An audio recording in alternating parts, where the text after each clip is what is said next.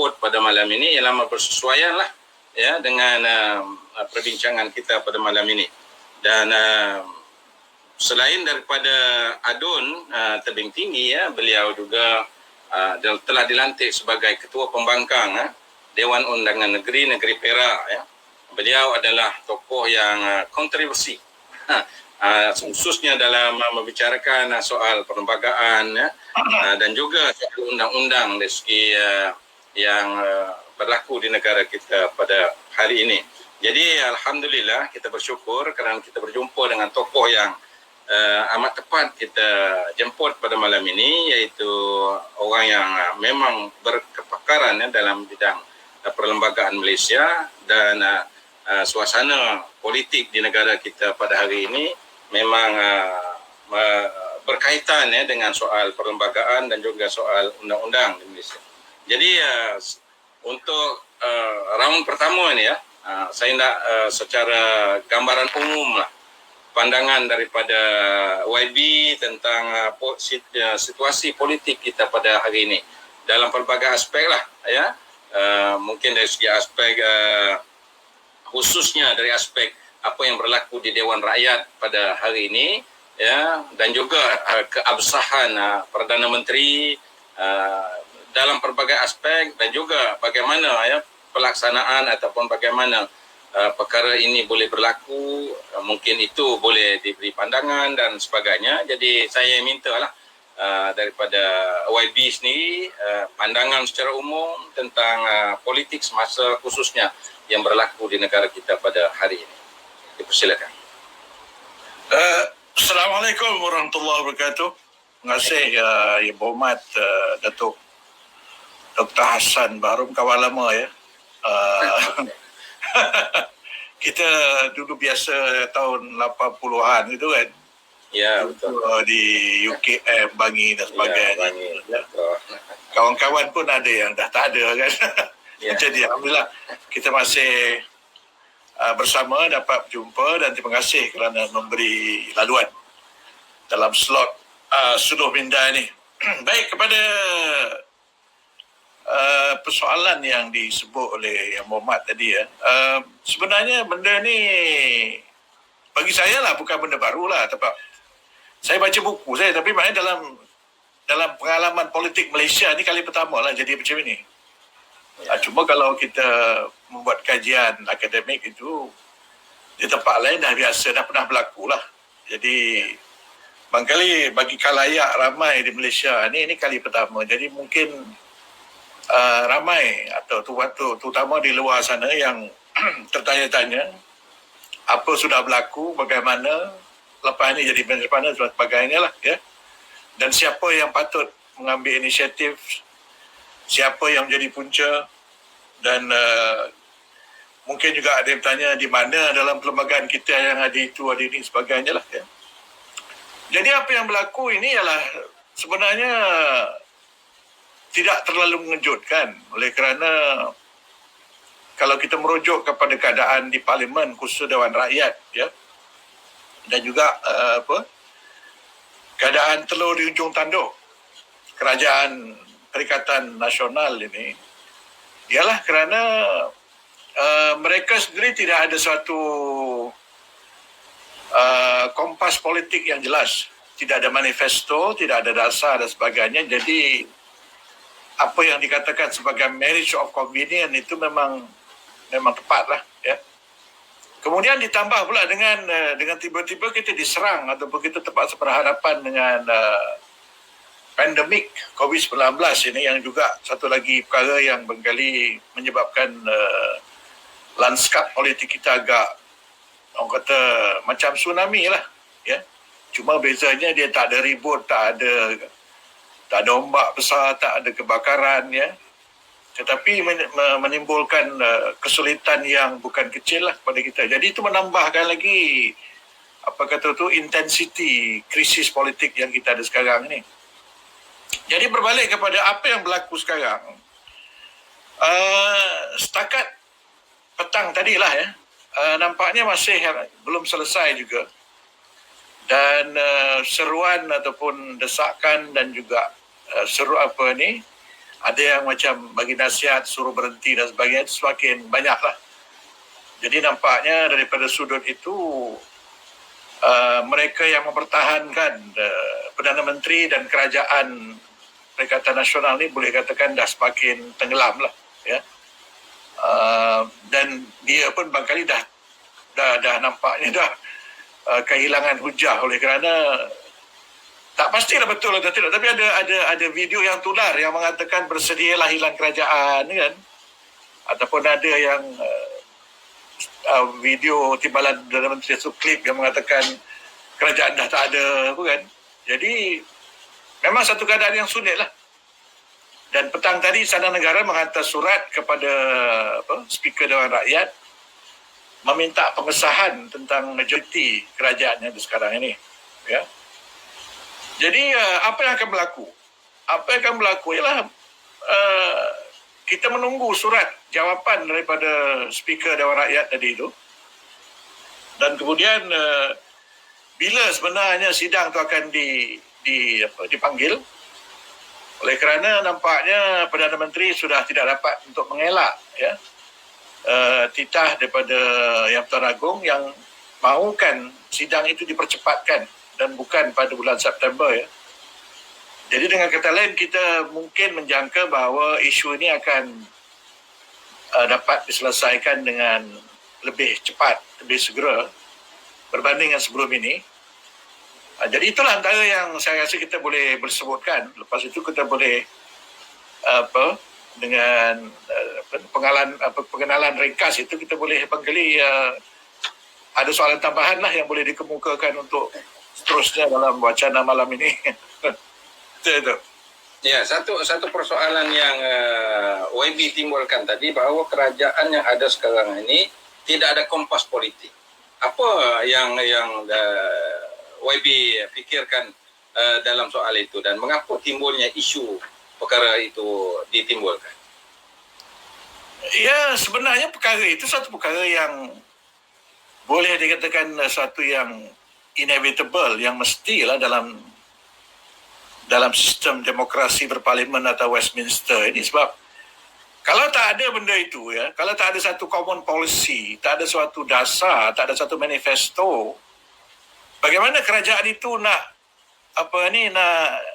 dapat mengadakan ataupun dapat memastikan ada collective responsibility, tanggungjawab bersama. Sebab itu dituntut dalam perlembagaan. Jadi sesiapa yang biasa dengan sistem kerajaan ataupun cabinet government ataupun responsible government ni kena ada suatu common policy. Jadi sekarang ni dah tak ada dah. Dia tidak boleh maknanya buat satu dasar, Melayu Islam itu bukan dasar sebenarnya, itu satu macam orientasi saja. Jadi bila tak ada dasar, maka pendirian dia itu tak jelas, ya, dan arah dia pun tak jelas. Kita sendiri sebagai rakyat, ya, sebagai pembangkang sebagai contoh, kita tak tahu nak pegang dekat mana ni, kan? Jadi kalau Pakatan Harapan sebagai contoh, ya, mereka ada satu manifesto, mereka ada suatu buku jingga ke ataupun buku yang Minister Pakatan Harapan, janji kita lah, ya. Jadi dalam masa 5 tahun kita berjanji ataupun kita target kita nak buat ini dan sebagainya. Tapi yang jadi masalah dengan Perikatan Nasional yang namanya pun datang kemudian ini, yang sebenarnya tidak pernah muncul sebelum ini pun, ialah kita tak tahu apa yang dia buat, ya. Jadi ditambah pula dengan tiba-tiba berlaku suatu serangan COVID itu, jadi dia lebih parah lagi. Dia macam tentera, tak ada satu macam, dia tak ada kawat, dia tak ada macam di organisasi yang tepat, kan. Yang tepat tu berbeza dengan sebelum ini pun, maknanya kita tak tahu macam mana cara dia menguruskan contohnya kabinet, kan. Sistem dia Perdana Menteri tidak ada timbalan, ya. Kemudian sistem Menteri Kanan, ya. Lepas tu semua dapat jawatan. Jadi kerajaan ni tak tahu siapa backbencher dia, penyokong kerajaan, kita tak tahu. Jadi semua ada jawatan ataupun sekurang-kurangnya ada dapat pengurus CGLC dan sebagainya. Jadi satu kerajaan yang terlalu besar lah. Ini satu perkara yang agak ganjil, yang tidak berlaku terutama dalam budaya politik kita. Maka ini satu kelengkabut yang saya rasa daripada awal lagi memang sudah pun dijangka. Dan bila datang masalah yang besar seperti pandemik ini, dia lebih parah lagi sebab dia tidak bersedia. Maka bila datang masalah, datang ombak besar, dia makanya susah lah. Jadi itu yang saya fikir yang menyebabkan mereka terkapai-kapai itu, ya. Begitu. Ya, soalnya sekarang ini mengapa timbulnya isu tidak ada dasar itu? Ataupun mereka mempunyai dasar sendiri tetapi tidak boleh nak dipertemukan kerana mempunyai agenda tersendiri. Apakah itu pandangan, macam mana pandangan YB sendiri lah?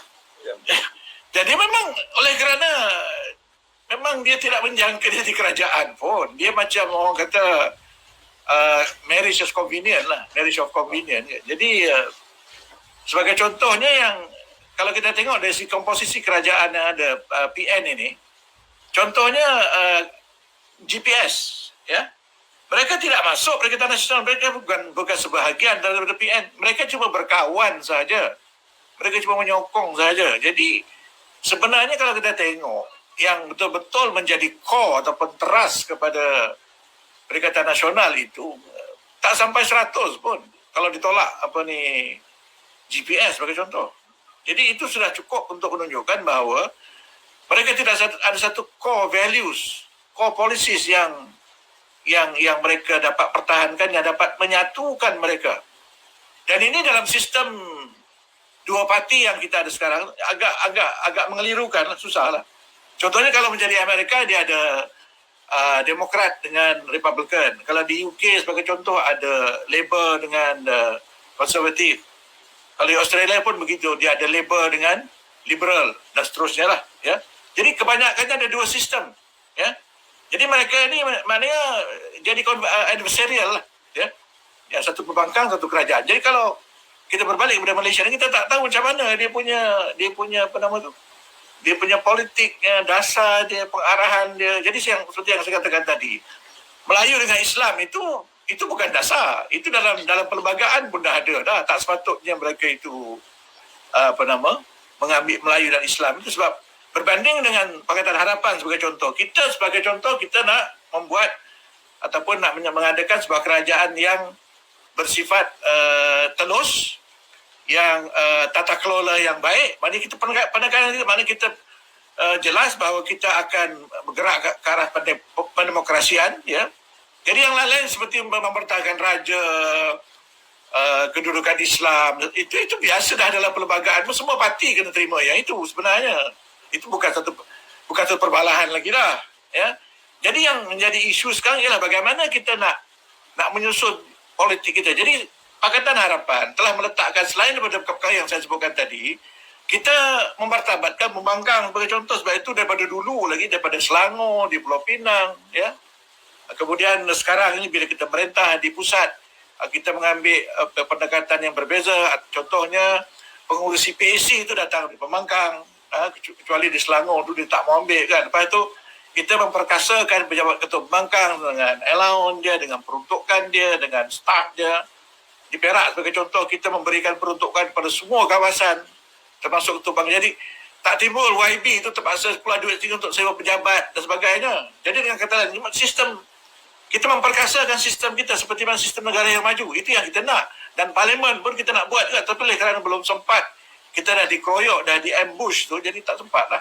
Bukan soal kita tak buat apa yang kita janjikan sebenarnya. Jadi maknanya kita berbeza daripada segi pendekatan politik. Jadi yang sekarang ini, kita tak tahu. Dia buat apa kita tak tahu. Pendekatan yang dia nak buat ni kita tak tahu. Kita tak boleh nak melihat falsafah politik dia, tak ada.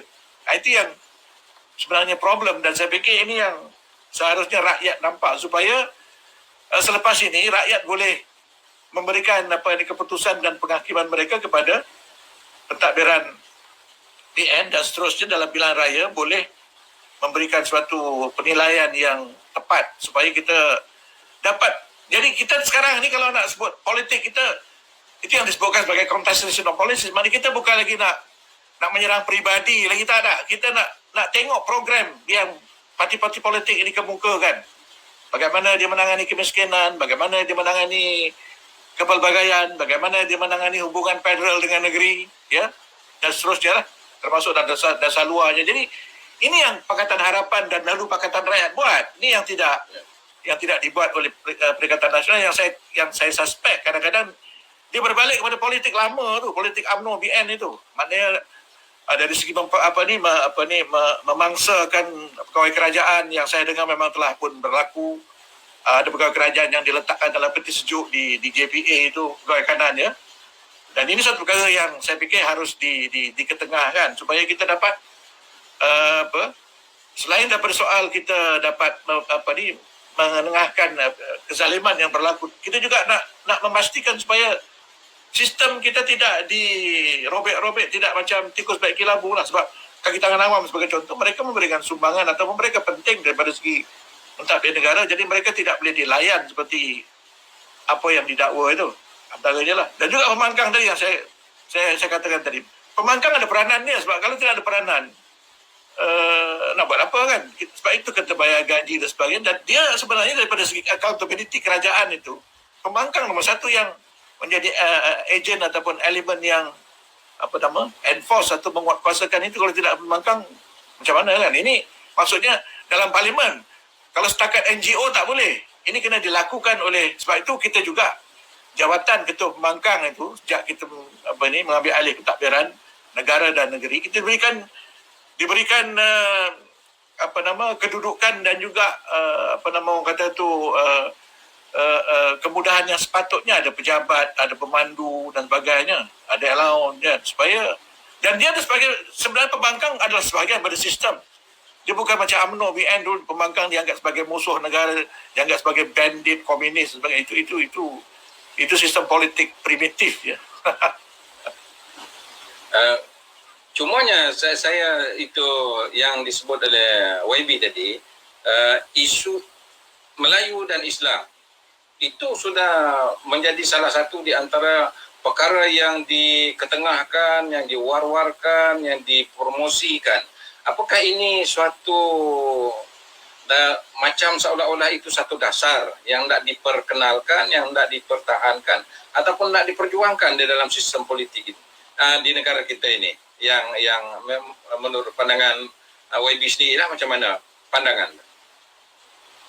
Sepatutnya kalau kita faham sistem kita itu tak boleh ataupun tidak seharus menjadi isu, oleh kerana sebagai contoh kedudukan Melayu lah, sudah disebut dalam perlembagaan diberikan kedudukan istimewa Melayu, itu dah ada. Macam mana? Siapa parti pun, DAP baik ke, SNAP ke, ataupun parti apa sekalipun, dia tak boleh mengengkari ataupun tak boleh nak melanggar peruntukan perlembagaan tentang keistimewaan Melayu itu. Begitu juga Tanah Rizab Melayu pun sama juga. Ya? Begitu juga soal kedudukan Melayu daripada segi kota, daripada segi kemasukan universiti, segi dalam bisnes, dalam beasiswa, dalam bagi tangan awam. Itu ada dasar-dasar dan juga disebut dalam perkara 153. Itu dah tak perlu lagi menjadi isu sebenarnya. Cuma yang menjadi soalan kepada kita ialah selama 65 tahun lebih kita merdeka ini, dah kat 70 tahun sudah. Kenapa kita masih bercakap soal itu? Apa sudah berlaku di antara tahun 57 sampai sekarang? Sebab kalau kita isi kan ataupun kita lakukan apa yang dituntut oleh perlembagaan daripada hari pertama dahulu, tidak timbul soal orang Melayu masih miskin, tidak timbul soal pelajar Melayu masih lagi terkebelakang dan sebagainya. Tetapi kalau kita tengok sekarang, orang Melayu masih miskin, orang Melayu masih tertinggal dan sebagainya. Kenapa berlaku begitu? Ya. Sepatutnya orang Melayu fikir itu bukan mikirkan soal DAP ini nak menjadi, sebab DAP tak boleh buat apa, DAP tak boleh nak mansuh benda ini. Saya sudah berulang kali mengatakan bahawa peruntukan ini ataupun peruntukan Raja-Raja Melayu dan Islam tak boleh dihapuskan, tak boleh dipindah, tak boleh dipadam. Sebab nak memadam benda ini memerlukan perkenan daripada Raja-Raja Melayu yang mustahil dapat didapati, bukan? Jadi sebab itu sebenarnya bukan isu. Isunya ialah mengisi peruntukan itu. Ya. Jadi sekarang ni kalau kita tengok, berbalik kepada Perikatan Nasional, apa yang mereka buat? Ya. Bukan soal yang besar, soal yang kecil seperti yang mereka bawa 355 itu pun tak berjalan. Jadi macam mana ni kan? Jadi saya fikir sebab tu baru ini bila isu di Mahkamah Persekutuan tentang isu apa itu, isu apa nama yang melibatkan mahkamah syariah itu, bukan? Isu ni, sek luar tabi'i, kan? Menteri di Jabatan Perdana Menteri, Datuk Seri Taqiyuddin, terkapai-kapai. Dan saya belasah ada, dan saya rasa sehari dua lepas tu dia tak tahu siapa jawab, tapi ada jawapan. Saya katakan, cara Taqiyuddin menjawab itu menunjukkan dia tak faham ataupun dia tidak dapat tak menguasai isu itu. Jadi saya kata macam mana ni sebuah parti yang kononnya nak memperjuangkan kedudukan Melayu dan Islam, tapi gagal untuk melihat isu yang dibicarakan di Mahkamah Persekutuan yang mengisytiharkan undang-undang di Selangor untuk enactment itu sebagai tidak sah. Ya. Jadi apa sudah jadi? Sebuah kerajaan Melayu Islam gagal, bukan saja gagal menangani, isu pun tak faham. Macam mana? Itu saya kata, saya tak nampak mana satu kerajaan yang kredibel yang boleh diharap, sebab isu yang dia kata dia juara pun dia tak faham macam mana. Apatah lagi nak menyelesaikan. Jadi saya tak nampak kedudukan Mahkamah Syariah sebagai contoh, kedudukan orang Melayu sebagai contoh boleh selesai dengan PAS dan UMNO dan bersatu ni, sebab mereka tak faham dan mereka lebih kepada soal politik, soal nak mengekalkan, tambah sekarang nak jual durian dan sebagainya kan. Mana ada masa nak fikir hal-hal yang berat tadi tu. Okey, Alhamdulillah kita telah banyak mendapat pandangan dan juga ada yang kritikan dan ada juga cadangan yang dikemukakan oleh YB tadi. Memang sesuai dengan latar belakang yang beliau miliki yang fokus ataupun kepakarannya dalam bidang undang-undang dan yang perlembagaan. Banyak isu-isu yang dibangkitkan itu menyentuh isu sebenarnya bukanlah isu yang pokok tetapi adalah isu-isu yang sampingan yang boleh menarik sentimen, yang boleh menggarap sentimen sahaja. Bukanlah salah satu dasar yang jelas yang perlu dilaksanakan dalam sistem yang bernegara di negara kita ini sendirilah. Misalnya isu Melayu, isu ketidakjelasan dari segi aspek fokus kepada pentadbiran negara dan sebagainya isu dalam sistem kepartaian. Kalau di negara-negara luar itu ada dua blok parti, sama ada parti pemerintah ataupun pembangkang itu, dan pembangkang itu mempunyai suatu sistem dan pembangkang ini sebagai satu seimbang kepada apa yang dilaksanakan oleh negara itu sendiri. Jadi ini adalah perkara-perkara yang amat penting yang perlu diketahui oleh masyarakat. Bukan kita hendak mentadbir negara ini hanya bermain dengan isu dan kita mempengaruhi orang lain untuk menyokong kita berdasarkan kepada isu. Jadi terima kasih kepada YB dengan pandangan kita melihat suasana politik kita pada hari ini. Cuma saya nak tanyalah, ini macam soalan cukup mas lah kepada YB sendiri dalam banyak parti politik di negara kita ini, mengapa YB sendiri yang berlatar belakangkan yang dahulunya pada peringkat generasi tahun 80-an terlibat dengan PKPIM, betul itu YB ya? Dan juga terlibat dengan gerakan mahasiswa di UM, saya dekat UKM, sama-sama kita memperjuangkan Islamic Force lah dekat universiti pada ketika itu tiba-tiba ketika masuk pilihan raya menjadi calon kepada DAP, mungkin ada perkara yang menarik, perkara yang menjadi satu titik poin kepada YB sendiri. Mengapa YB memilih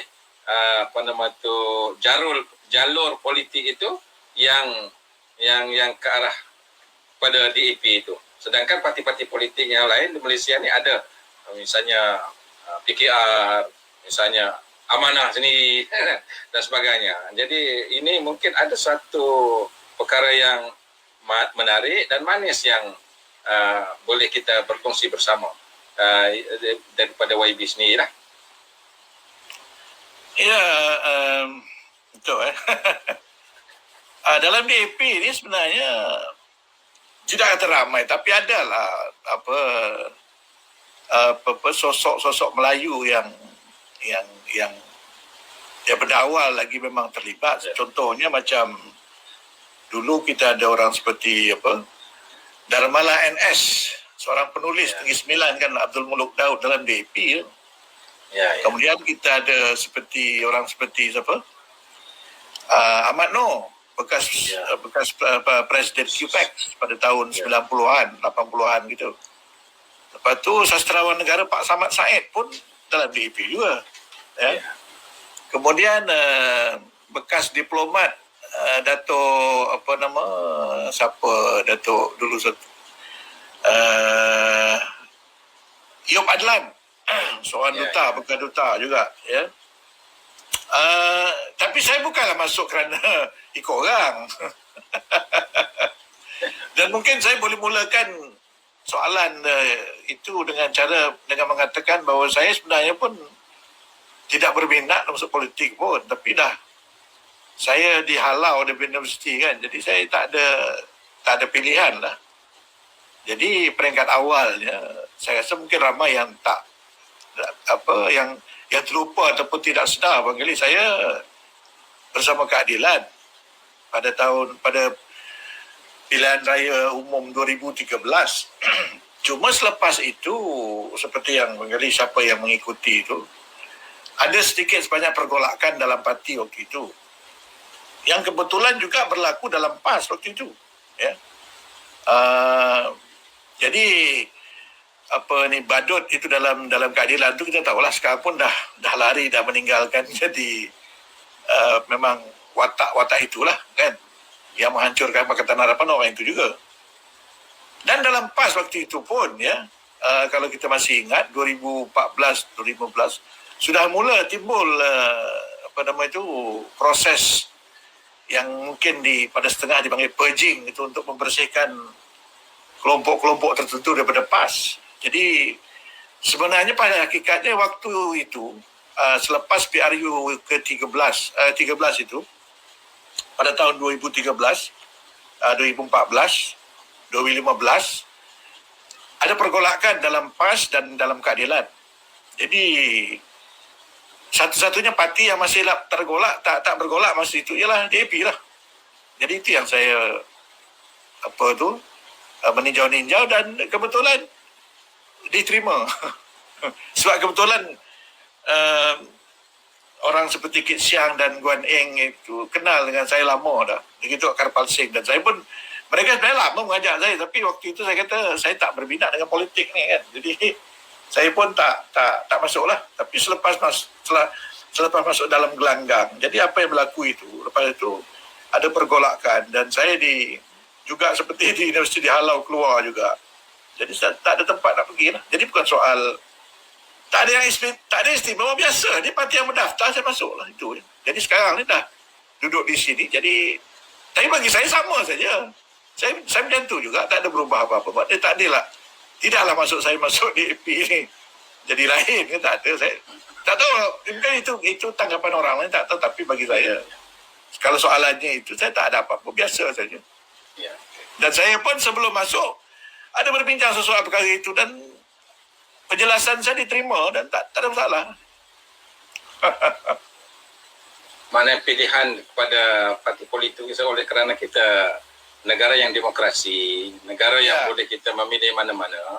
Jadi mana itu hak masing-masing lah untuk kita milih mana. Lagi benda tu berdaftar lah Datuk, berdaftar parti yang sah yang berdaftar. Dan bagi saya ada ideal yang saya nak capai lah.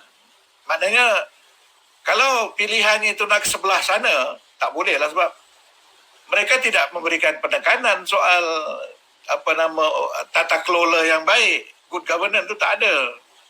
Mereka tidak tegas dalam soal memerangi rasuah yang saya fikir menjadi isu besar dalam negara kita sekarang ni. Dan juga ruang untuk bercakap tu tak ada. Dan alhamdulillah dengan adanya Pakatan Rakyat dan Pakatan Harapan, saya rasa banyak yang telah pun kita buat sejak daripada zaman reformasi kepada zaman pilihan raya umum 99, 2008 dan seterusnya. Banyak perubahan yang telah pun kita buat, dan insya-Allah kalau kita balik berkuasa, banyak lagi, dan saya rasa kita boleh mengangkat martabat negara kita kepada satu martabat yang lebih baik lah di mata dunianya tu.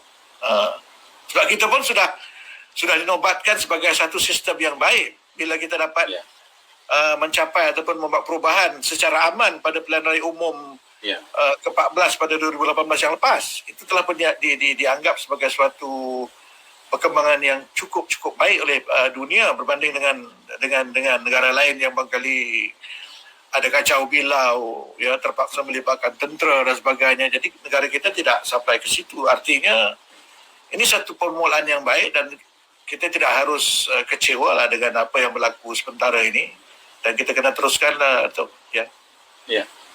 Ada satu perkara yang agak menarik disebut oleh YB tadi, iaitu tata kelola yang baik. Ini satu perkara yang amat penting di dalam kita mengurus negara dan juga satu lagi aspek yang menarik minat YB untuk terlibat di dalam satu parti politik itu ialah soal tidak tegas di dalam memerangi rasuah. Jadi ini salah satu di antara perkara yang amat dititik beratkan. Jadi mungkin inilah di antara faktor mengapa YB terlibat ataupun menyertai parti politik yang memang nampaknya tegas dari segi aspek memerangi rasuah, dan juga untuk memperkenalkan tata kelola pentadbiran negara itu dengan baik itu. Mungkin ini menjadi titik poin yang menyebabkan YB terlibat dengan parti politik itu. Ya, mungkin begitu. Ya, sebab sebenarnya apabila saya dihalau keluar dari universiti, sebenarnya isunya lah isu soal saya mengkritik establishment di Selangor sebenarnya waktu itu, dan saya menjadi subjek report polis, sehingga kan saya menerima peluru dihantar ke rumah saya melalui pos waktu itu 2010 gitu, dan saya digantung daripada pejabat. Saya tak boleh masuk pejabat saya waktu itu. Berlaku demonstrasi besar-besaran di kampus UIA di Gombak waktu itu. Dan selepas itu saya terpaksa meninggalkan universiti lah. Saya tak boleh duduk di situ sebab universiti tak dapat mengawal ataupun sudah tidak boleh. Ada tekanan dengan katanya universiti UIA ditekan waktu itu oleh kerajaan supaya membuang saya keluar. Dan kemudian, dan sebenarnya sebelum itu pun apabila saya terlibat dalam membantu kerajaan negeri Selangor, waktu itu ada masalah dalam pentadbiran kerajaan negeri di bawah Menteri Besar Tan Sri Khalid dalam soal pelantikan sesuai kerajaan negeri, dan saya terlibat membantu sikit sebanyak waktu itu. Itu juga dianggap sebagai suatu perkara yang tak boleh diterima oleh universiti, walaupun sebenarnya saya hanya membantu dari segi kepakaran saya, tetapi yang peliknya oleh kerana saya membantu kerajaan yang dianggap kerajaan pembangkang. Itu pelik. Kerajaan mana kerajaan pembangkang? Kalau kerajaan bukan pembangkang namanya. Bukan, tapi inilah yang UMNO faham. Jadi dia kata saya terlibat membantu pembangkang dan saya diberikan amaran oleh pihak universiti kerana saya terlibat membantu pentadbiran kerajaan negeri Selangor waktu itu. Jadi memang tekanan cukup hebat lah dan sehingga saya terpaksa membawa utusan Malaysia ke mahkamah. Saya saman utusan Malaysia di mahkamah oleh kerana mereka memfitnah saya. Itu berlaku dalam saya ingat 2012 gitu Jadi ini antara isu yang berlaku, dan saya sebenarnya berasa bahawa kalau saya tak masuk politik pun hidup saya susah juga, sebab saya tak boleh bercakap. Berbanding dengan contohnya kawan-kawan saya di England ataupun di Amerika ataupun tempat lain kan, mereka boleh bercakap. Profesor universiti boleh bercakap. Jadi di Malaysia ni tak boleh. Kita tak boleh bercakap. Kerana ada akta hasutan dan sebagainya. Jadi ini antara benda-benda yang kita kena bersihkan supaya negara kita, kalau universiti kita nak maju, universiti kita nak berkembang, kita harus membersihkan statute book kita, undang-undang kita daripada undang-undang yang merepek dan mengarut ini. Ini sebenarnya undang-undang yang tak betul sebenarnya pun. Jadi ini antara benda yang bagi saya lah satu perjuangan supaya akademik selepas kita nanti dapat hidup, dapat berfungsi sebagai akademik tanpa berasa takut dan juga dikekang oleh satu culture of fear, ya, satu budaya takut yang saya fikir sekarang ni begitu mendominasi di universiti kita. Sampai sekarang dah tak ada apa pun dia takut lagi. Itu yang timbul cerita ISET tu kan. Yang menjadi masalah ISET yang zaman kita dulu ialah mereka puak-puak akademik yang di sebelah sana itu, mereka katakan bahawa tindakan Pakatan Harapan ini membahayakan Islam dan sebagainya. Tetapi bila kita tanya di mana dan apa dan mengapa, dia diam. Ada orang kata, kenapa kerajaan Pakatan Harapan tak ambil tindakan kepada ahli akademik ini? Saya kata, tak usahlah, kita bukan macam UMNO. Kita tak mengambil sikap macam UMNO, walaupun kita tak setuju dengan apa yang mereka katakan. Walaupun mereka ni merepek, tapi kita sebagai akademik kita hormati walaupun kita tak setuju dengan pandangan dia. Tetapi sampai kesudah, seperti yang kita semua tahu, mereka tak ada memberikan hujah pun kenapa ISET itu dibantah, dan yang kita lakukan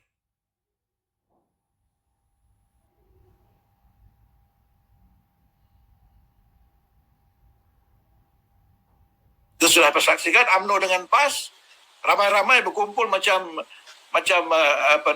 perhimpunan bersih di Kuala Lumpur, tunjuk ramai-ramai, lepas tu tak ada apa. Maknanya ahli akademik mesti diberi kebebasan untuk bercakap, memberi pandangan.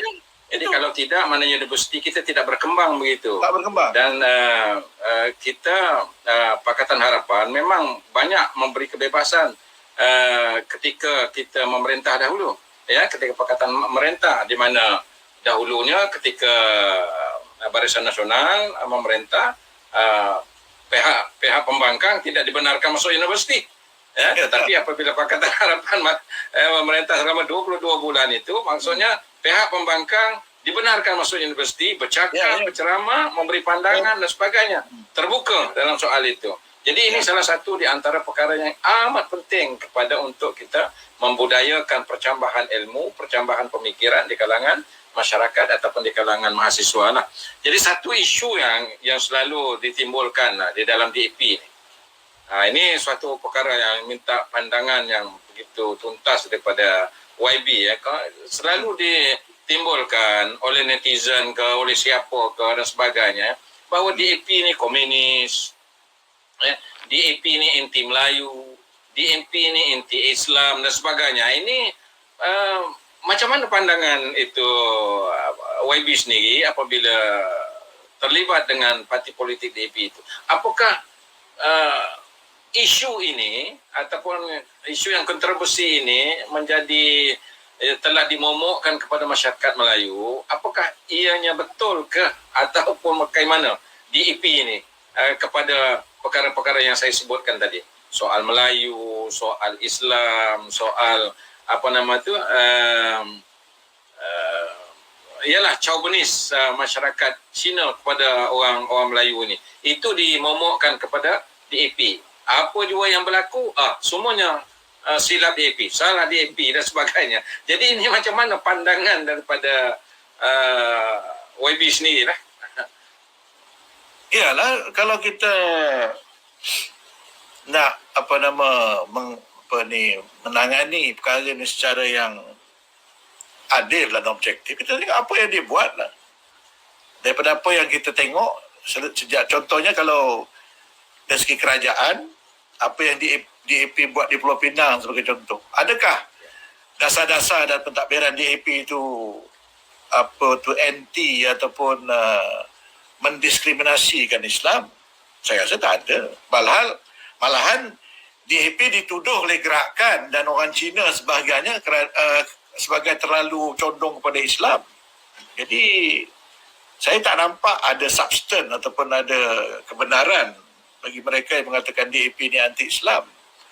Kemudian soal Melayu, saya rasa benda ni tak susah kita nak jawab, sebab kalau Lim Guan Eng sendiri masuk penjara, hilang pencen dia hanya kerana dia membela anak gadis Melayu yang dirogol oleh Ketua Menteri UMNO yang Melayu dan Islam, apa lagi yang kita nak tunjukkan? Maknanya kalau dia sanggup sampai hilang pencen dia, masuk penjara dan sebagainya kerana nak menyelamatkan budak Melayu ini, Dara Sunti yang dirogol oleh oleh buaya Melayu ini. Apa lagi yang kita nak katakan? Cuma soal kesumat dan soal dendam itu memang, ataupun naratif yang cuba nak dibawa oleh UMNO terutamanya, itu memang kita tak boleh nak nafikan ataupun tak boleh nak buat apa. Oleh kerana mereka waktu itu berkuasa, pemerintah, ya. Kalau hujan tak turun, mereka ada DAP juga, kan? Sekarang ni yang jelas kan, kadang-kadang kita pun nak tahu juga. Yang PAS ikut juga ni kenapa? Apa saja masalah yang berlaku, DAP lah tu, kan? Jadi DAP pun lama-lama sudah pasrah lah. Tak usah layan orang macam ni, sebab nak tolong pun akan jadi masalah. Contoh macam Steven Sim yang di Bukit Tajam kan. Dia tolong anak Melayu, budak Melayu, orang Melayu. Macam-macam dia kata soal Kristian lah, apa semua. Sampai ada orang yang memang cari masa untuk siasat dan sebagainya. Ini saya pun heran ada makhluk macam ini, ya. Saya pun tak faham. Jadi ini satu perkara yang masyarakat boleh nampak sendiri, dan saya rasa DAP pun sudah sampai ke peringkat tak apalah nak katalah nak macam mana kan. Tapi yang lebih pelik, yang lebih lawak ni, bila puak-puak yang mengata DAP ni jual durian pada orang DAP pula. Macam mana tu? Jadi bila nak survive, nak hidup dalam politik, kata komunis, kata macam-macam, tapi boleh berkawan dengan DAP pula, ataupun nak pula undi ataupun nak ahli parlimen DAP ni pula, macam mana kan. Dan kenyataannya lah bahawa kalau tengok soal komunis sebagai contoh kan, yang ditangkap kerana komunis ni siapa? Bukan orang UMNO ke? Daripada zaman Abdullah Majidnya, Abdullah Ahmadnya, Timbalan Menteri UMNO tu ditahan bawah SA sewaktu pentadbiran Hussein On kerana dikatakan terlibat dengan komunis. Orang DAP tak ada terlibat dengan komunis. Mana ada? Kemudian Siddiq Gaus, kan, seorang sesi politik Timbalan Perdana Menteri tahun saya ingat tahun awal 80-an begitu, ditangkap ISA kerana terlibat ataupun dikatakan menjadi ejen KGB. Kalau ada orang DAP kalau ada orang DAP yang betul-betul terlibat, sudah pasti mereka akan ditangkap. Tapi oleh kerana tak ada, kan?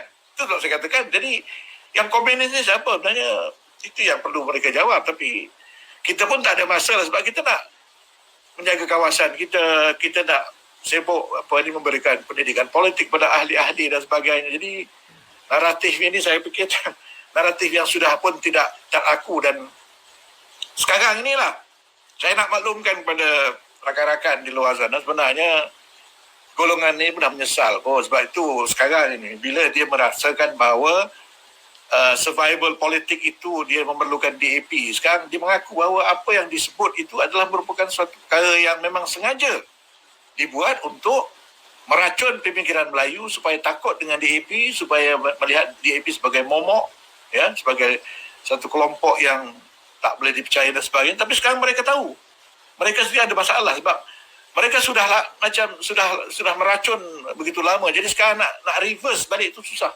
ya. Terima kasih YB kerana memberi pandangan yang agak jelas. Jadi yang jadi masalah sekarang ini ialah momokkan ini mungkin kalau di bandar, kalau di pinggir-pinggir bandar ataupun orang yang mempunyai pendidikan ataupun intelektual mungkin boleh menerima pandangan ini, tapi yang jadi masalahnya ialah pemikiran ini diterapkan kepada masyarakat kampung, orang-orang Melayu khususnya, ya. Ini menyebabkan apabila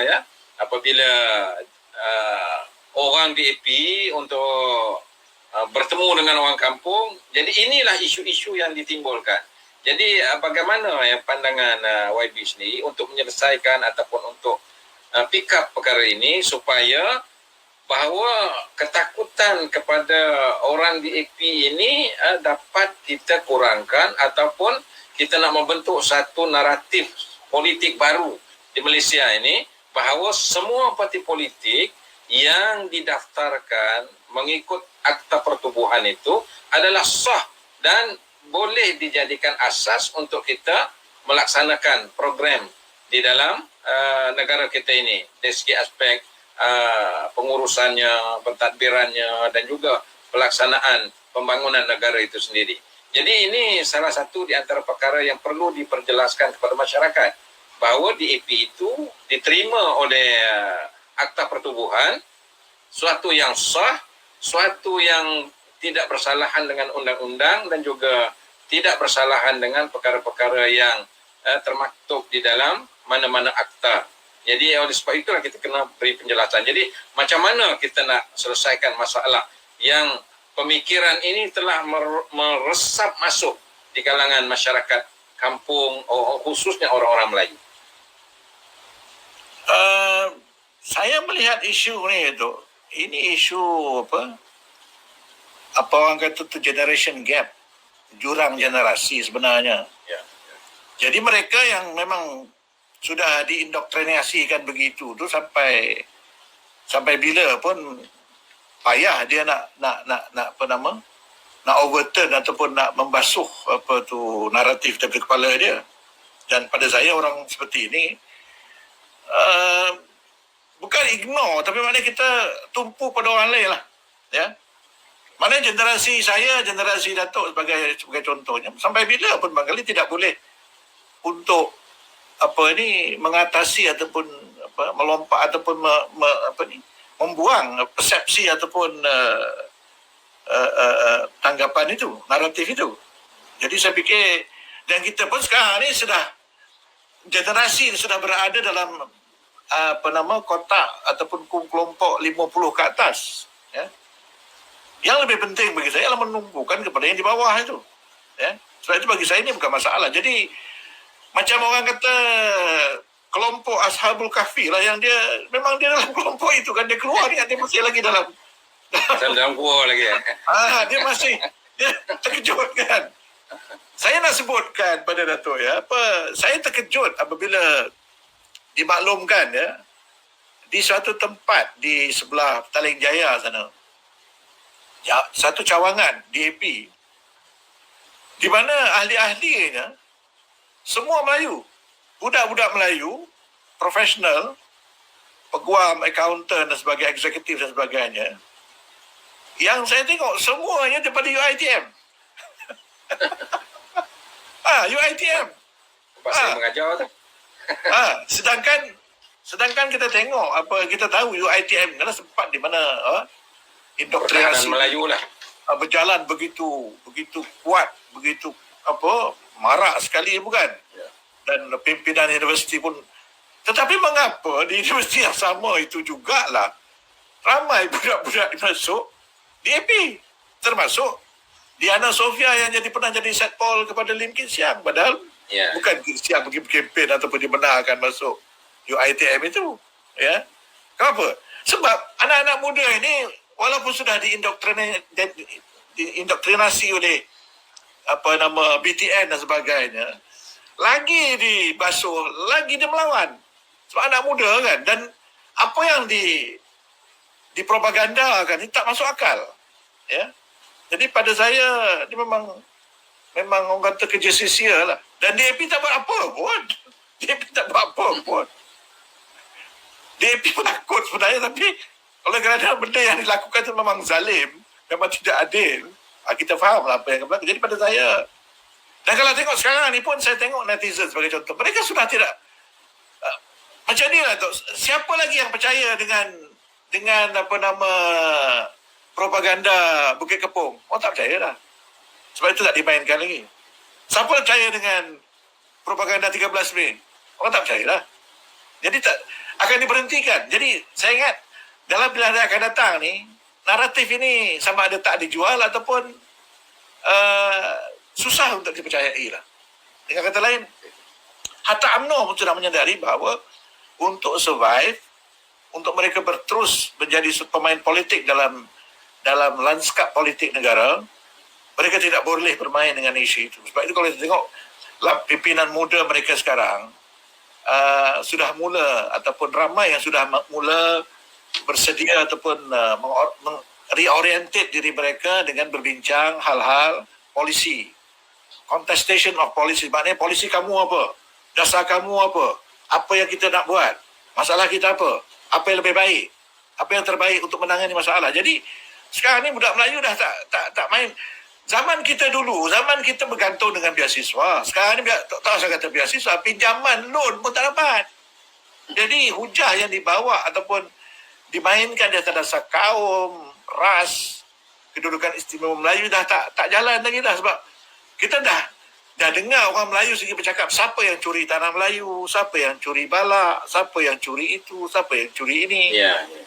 Jadi maknanya siapa yang bermain dengan itu akan orang kata seolah menepuk air di dulang, terpecik ke muka sendiri lah. Sebab kalau keadaan yang berlaku sekarang ni kita bincangkan secara yang telus dan kritikal kerajaan yang memerintah daripada merdeka sampai sekarang itu, sampai sebelum 2018 itu yang akan terpaksa menanggung. Sebab mereka akan dipertanggungjawabkan kenapa gagal, kenapa orang Melayu masih miskin, kenapa anak Melayu masih lagi di tahap yang seperti itu. Dan kita tengok budak-budak Melayu yang mindanya terbuka, keluar negara, duduk di Oxford, duduk di London sebagai pakar bedah, duduk di Australia.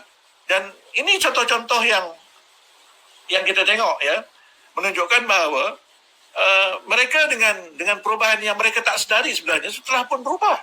Dan kita jangan lupa bahawa sekarang ini kalau kita tengok daripada segi statistik, yang berhijrah meninggalkan negara, bekerja di luar, majoritinya orang Melayu dah, bukan Cina lagi dah. Ya.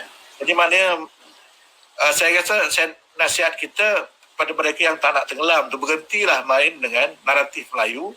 Walaupun saya tengok PAS pun saya tak tahu kenapa kekal dengan naratif. dia ikut UMNO sekarang ni. Dia ikut UMNO. Dia bukan ganti UMNO, dia ikut UMNO sekarang ni. Dia lebih lagi. Dan UMNO pula yang menarik, UMNO sudah mengadakan, saya ingat ada sedikit banyak paradigm shift tu, maknanya anjakan paradigma sudah nampak di kalangan pimpinan UMNO.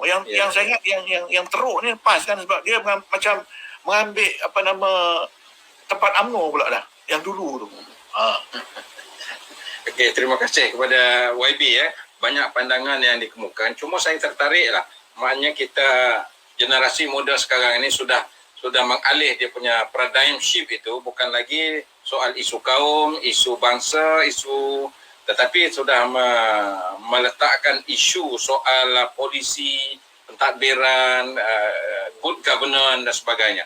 Jadi ini suatu perkara yang amat penting di dalam pengurusan negara itu sendiri Jadi jurang atau gap generation ini, maknanya bagi kita, bagi yang saya sebutkan tadi, orang-orang yang lama dekat kampung-kampung, bukan kita nak membiarkan, tetapi cuba kita didik supaya dia juga memahami, tetapi kita melihat kepadanya generasi yang akan datang. Jadi untuk soalan terakhir lah YB saya nak tanya, apakah pandangan ataupun apakah corak politik Malaysia pada masa akan datang menurut pandangan dan juga pemikiran dan juga suluh minda suluh minda YB sendiri, bentuk politik ataupun corak politik Malaysia pada masa akan datang yang kita telah pecahkan bentuk politik itu pada tahun 2018 apabila Pakatan Harapan menang itu. Kita dah pecahkan minda masyarakat itu, bila beralihnya kerajaan tidak berlaku apa-apa. Jadi pada masa akan datang macam mana bentuk politik Malaysia pada pandangan YB sendiri? Satu perkara yang barangkali kurang disadari di kalangan kita ialah soal corak ataupun demografi kita sekarang ni. Maksud saya ialah bahawa kalau kita tengok, kita telitikan demografi kita sekarang ni, beberapa banci yang telah pun berlaku dalam tempoh 10 tahun kebelakangan ini, kita lihat bahawa majoriti ataupun dari segi penduduk itu, perkembangan dan juga bilangan penduduk Melayu Islam itu semakin bertambah. Jadi naratif lama tak boleh dipakai. Satu. Parti-parti politik bagaimanapun harus mengambil kira perkara ini. Sebab itu kalau kita tengok ataupun kalau sesiapa yang barangkali meneliti beberapa kenyataan pimpinan DAP, termasuk contohnya saudara Liu Chintong dia mengatakan bahawa untuk DAP ini terus kekal dan relevan dalam politik Malaysia, DAP mesti embrace Malay population ini. Maknanya DAP kena lebih peka, kena lebih atau perlu mendapat sokongan orang Melayu. Dan ini satu perkara yang tidak harus berlaku. Sebab kalau DAP tidak mendapat sokongan orang Melayu, DAP akan mati, tak boleh survive. Ya, kecuali kalau dia nak menjadi parti serpihan golongan minoriti semata-mata. Jadi kalau dia nak menjadi parti yang mainstream, parti arus perdana, dia harus turut serta dalam menangani isu-isu masyarakat Melayu, isu-isu Islam dan sebagainya. Dan ini sebenarnya yang saya rasa menarik dan menyebabkan anak muda Melayu masuk DAP, sebab mereka melihat DAP parti yang sah, parti yang mengikut undang-undang. Jadi pada mereka tidak ada masalah masuk DAP. Bukan yang mengatakan DAP ni momok hantu komunis itu orang lama, bukan. Jadi yang sebenarnya tak betul pun, kan. Jadi dengan kata lain, kalau untuk relevan, untuk terus boleh turut serta dalam politik mainstream kita, ya, maka kita harus mengambil kira perkara-perkara ini. Dan satu lagi ialah bahawa dengan terbentuknya sistem dua parti yang saya fikir tidak dapat akan terbentuk juga. Jadi maknanya kita mengadakan ataupun terpaksa melalui politik yang bersifat pertembungan ataupun adversarial ini. Jadi satu jadi kerajaan, satu jadi pembangkang, di peringkat negeri ke di peringkat pusat dia begitu. Jadi artinya politik ekstremisme, politik menakut-nakutkan orang ni sudah tidak laku lagi. Jadi ini memerlukan politik yang lebih sehat, politik yang lebih rasional, dan juga politik yang bersifat membawa ataupun mengemukakan polisi. Sebab kita sekarang ni kita bercakap soal, sebagai contoh, health policy. Bagaimana dasar kesihatan kita, dasar pendidikan kita, bagaimana menguruskan soal PBT, ya, pungut sampah, angkat sampah, repair jalan dan sebagainya. Ini perkara yang penting, dan itu sebabnya kita menitik beratkan soal pemilihan ataupun election untuk PBT. Walaupun ada satu kelompok mengatakan ini kalau election PBT Melayu habis, sedangkan orang Melayu duduk di bandar sekarang, Dato'. Ya. Jadi macam mana pula orang Melayu lah kuasa, pelik juga, kan. Jadi politik yang tidak logik ini, yang tidak berdasarkan fakta dan juga idea, ini yang bahaya. Dan saya fikir kalau ada dan politik yang menjadi masalah bagi saya ataupun yang menjadi problem pada mereka sebenarnya ialah parti-parti Melayu ni terlalu banyak, ya. Dan ini satu perkara yang mereka harus fikir, bukan saya fikir, mereka fikir. Jadi kalau semua nak jual cucuk kodok pada orang Melayu, siapa nak beli, kan? Kena jual barang yang berbeza lah. Begitu. Jadi mana ada kelainan, dan juga ini satu perkara yang harus dipikir untuk survive dalam politik lah. Kalau tidak, parti. Sebab kita nak mengangkat negara supaya setanding dan selaras dengan Indonesia sebagai contoh, yang bercakap soal dalam masa berapa tahun? 2045 mereka nak menjadi top 5 economy in the world. Kita tak bercakap soal itu, Datuk. Ini yang menyedihkan. Jokowi bercakap bagaimana nak mengangkat Indonesia untuk menjadi top 5 economies in the world. Artinya 100 tahun selepas merdeka, Indonesia memasang cita-cita untuk menjadi negara besar dalam dunia, yang saya fikir kita harus fikirkan kita nak buat apa. Ya? Itu belum cerita Vietnam lagi. Dengan Singapura sudah jauh tertinggal dah. Dengan Thailand pun tak tahu kita di mana. Kan? Jadi politik akan datang harus memikirkan soal ini, dan bukan lagi soal nak membalun soal-soal yang tak wujud, soal ras sebagainya itu. Okey, terima kasih kepada YB, ya. Pandangan yang agak bernas dalam soal itu. Jadi kita sudah hampir sampai ke penghujung lah. Ya, penghujung kita lihat pandangan-pandangan yang dibukakan oleh YB tadi, bermula daripada senario politik semasa, kemudian keterlibatan beliau di dalam DAP, kemudian ada naratif DAP itu anti-Islam, anti-Melayu, anti-Raja dan sebagainya. Itu adalah naratif yang sudah lapuk, yang tidak sepatutnya diketengahkan, sebab DAP adalah parti yang diiktiraf dan juga mendapat diiktiraf dan juga kelulusan daripada Akta Pertubuhan itu sendiri, dan ianya bukanlah suatu parti yang meletakkan maknanya sifat perkauman itu satu perkara yang asas kepada partinya. Dan juga, ya, akhir sekali, ya, kita melihat pandangan daripada YB tadi dalam soal bagaimana politik pada masa akan datang. Bukanlah politik yang ekstrim, bukanlah politik yang menakut-nakutkan, ya, bukanlah politik yang boleh menyebabkan, ya, perpecahan di kalangan kaum dan juga perbalahan di antara kaum itu sendiri. Harus membentuk politik yang rasional dan harus juga membentuk politik yang sehat di kalangan kaum itu sendiri dan menekankan soal-soal yang berhubung kait dengan soal polisi alam sekitar, polisi kesehatan, polisi ekonomi dan sebagainya. Ini adalah perkara-perkara yang akan diketengahkan, ya. Dan juga, ya, saya cukup tertariklah apa yang disebutkan tadi, ya, apa yang disebutkan yang terakhir tadi, mengatakan bahawa kalau nak survival politik pada masa akan datang, harus kita melihat kepada khususnya kepada DAP itulah, ya, melihat kepada politik yang berasaskan kepada